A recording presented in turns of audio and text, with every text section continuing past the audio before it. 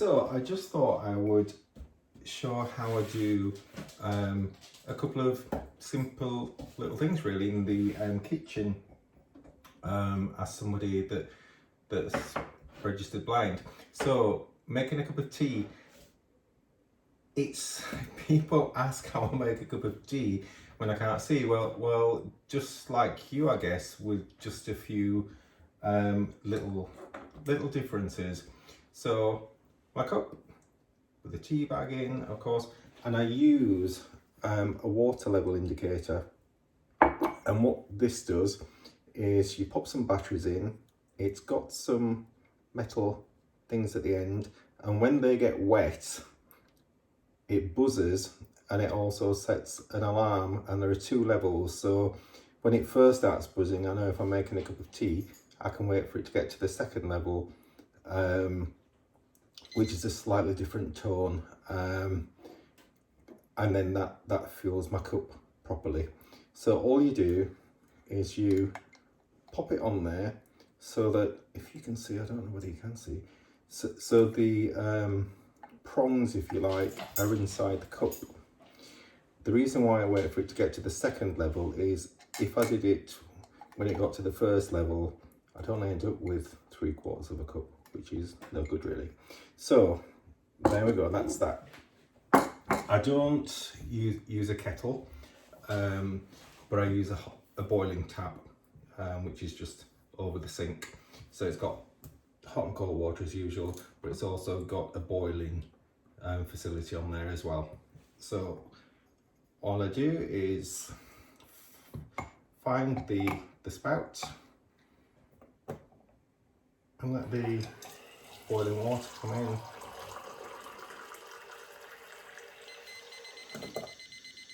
And if you can hear there, it's peeping away, so I know that the cup's full. Take that off. Cup of tea. And find the milk.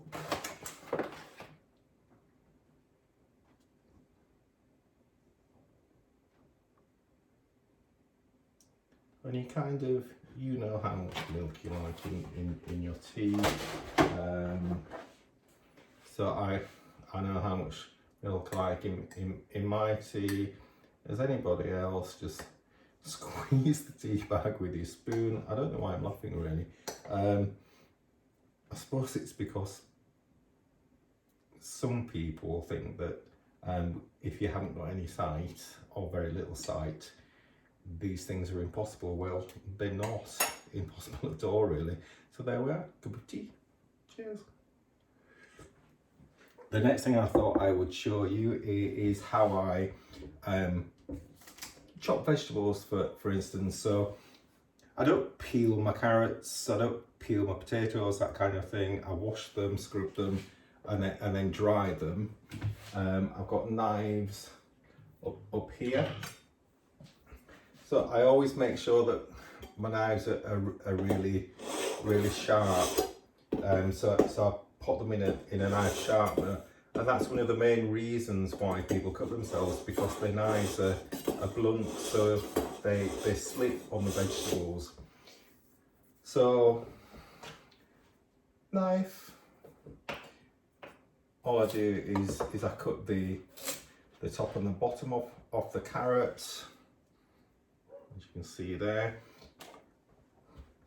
What I tend to do then is I can either cut the rings like this, or the other way of doing it is I feel the carrot, cut it into thicker rings if you like, and then if I want to do like batons, then that's another way of doing it, and sometimes it's easier than doing the round. So I hold the carrot like that and then pop the knife in between my fingers so that I can feel where the knife is.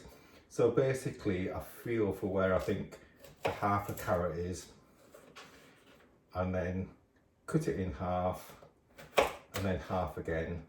So cut it in half and half again. I've just dropped some of it on the floor actually. Another piece in between the fingers, down once, down again, down again. So what I should have now is a mixture of batons and some rounds that I did first.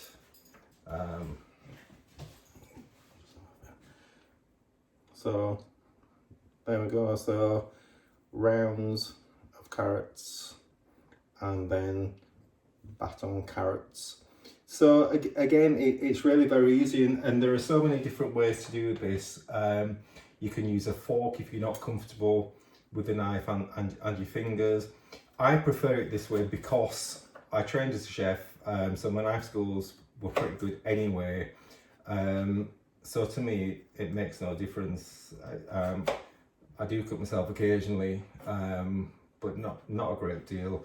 And it's just easy. So rather than somebody else doing all the cooking and things, I used to love cooking, so I still do it now, and I do it quite well.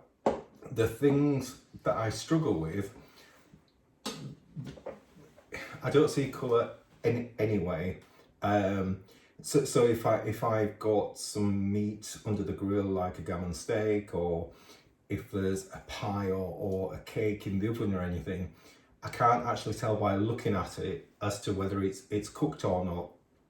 So the way I gauge that is, if I know the length of time that it needs, then I cook it for that time.